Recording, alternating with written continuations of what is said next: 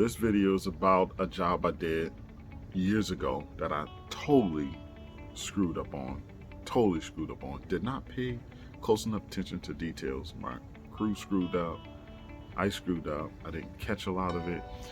So I became incompetent to the owners as a contractor. It was bad. So I broke this video up into two parts, 15 minutes and 15 minutes. So make sure that you check out both parts and let me know what you learned from my experience. What's up, my construction entrepreneurs? Top of the morning, getting a walk in finally.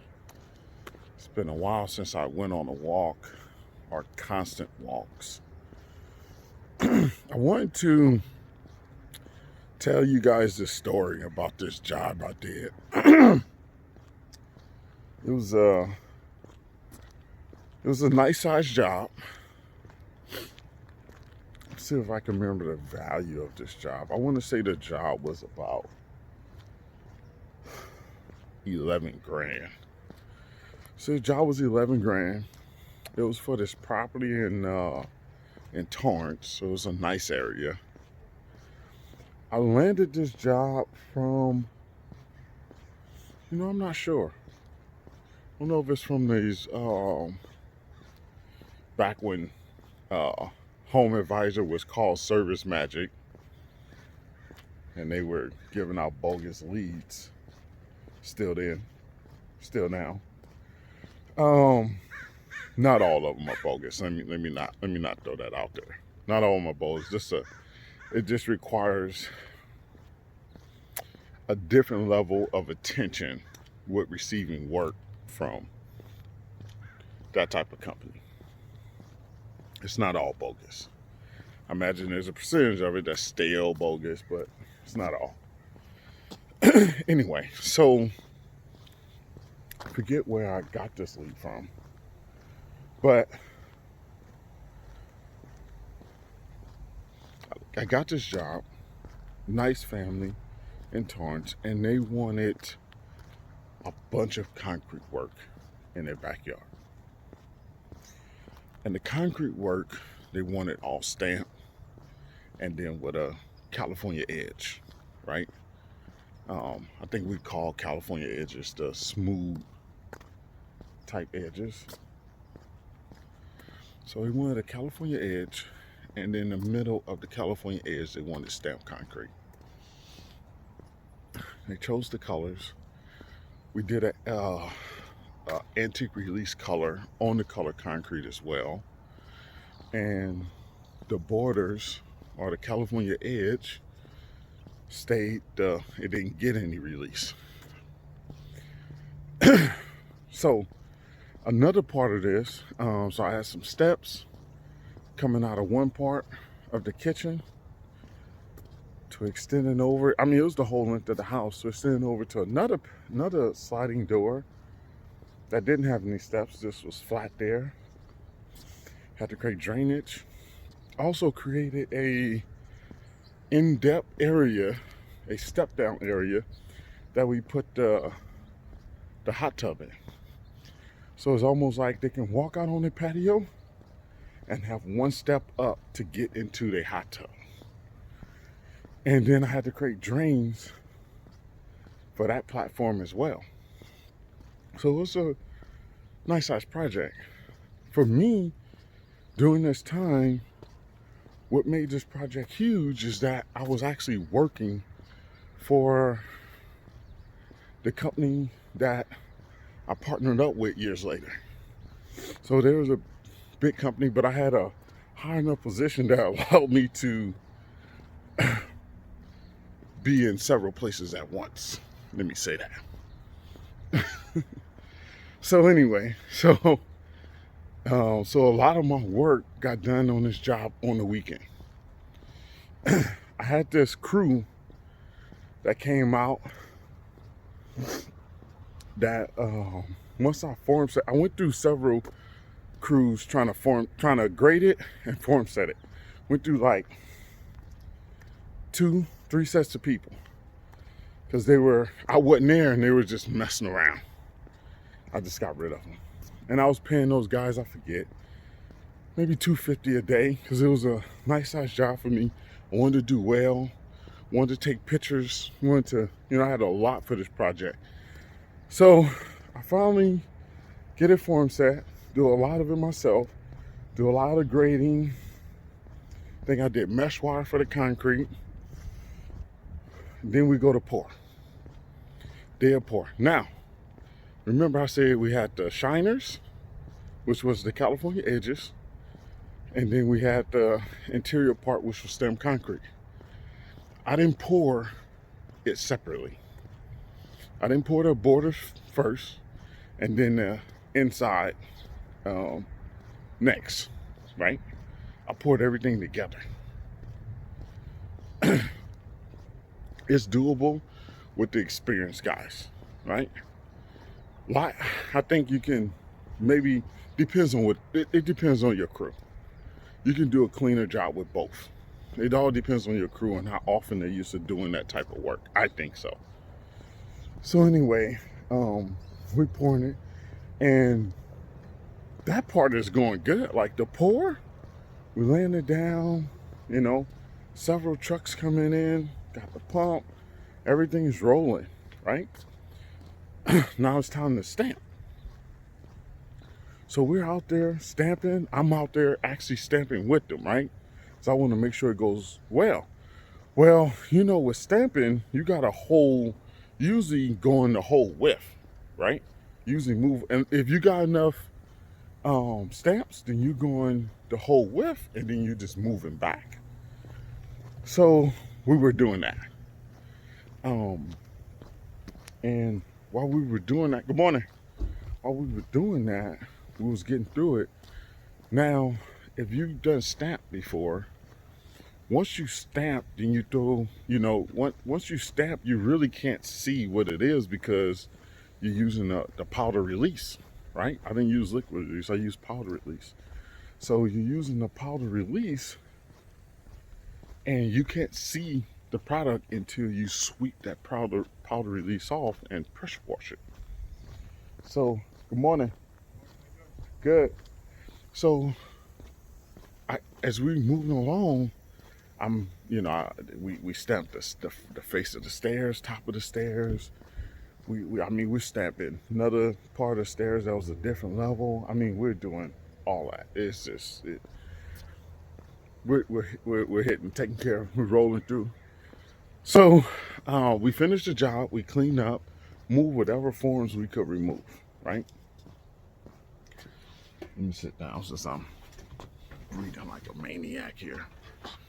So we do whatever forms we can do, right? I go back the next day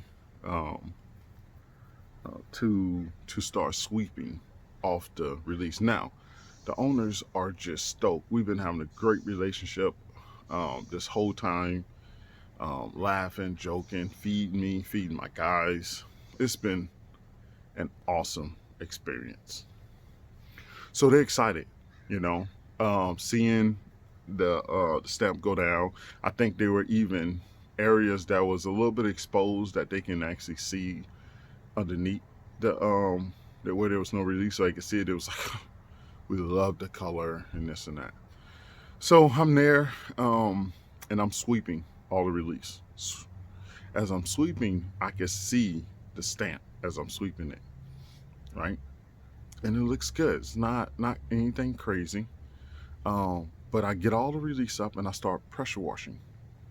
And they come out. They're like, hey, we want to see this. So I start pressure washing. I'm pressure washing the release off. The color is looking great. They are just in love with this. So we're inside the house. And so I also did on one side of the house, the wider side. The other side with the smaller side yard, we didn't even do any concrete there. We stopped it at the house. So literally, if you can picture, one side of the house has a wider yard. I did concrete there all the way from the house to the fence, and then came around the back side of the house and probably pushed out from the house. Man, I want to say a good 15 feet. This was a lot, right? But on side the house, it's looking great. Like they loved the color. I mean, the antique release mixed well. It didn't overcome it. I think we did a brown, and the antique release was like white.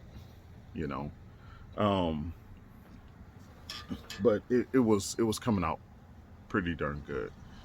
And we get around to the entertainment part, really, of the house. Get around to the entertainment part of the house, and um, I started to notice um, gashes, like where the guys hit too hard with the stamp, like hit extremely hard to where it created a bird bath and it looked nasty. When you got everything else looking perfect, and then you get to this area and it look nasty. Man, so I get to that area now. I'm starting to have puddles in these little areas, like maybe like three of them, not crazy, but three of them. And then there's a big gouge on the step, and I'm like, oh my gosh, man, this is not looking good at all. So they're not out here yet, right? And I'm just like, I'm like, oh my gosh. Oh, also too, I did only a few joints in the concrete because I was going to saw cut diamonds in the concrete too. So I only did a few control joints that were laid out with the diamond pattern, right? So I had to saw cut it too.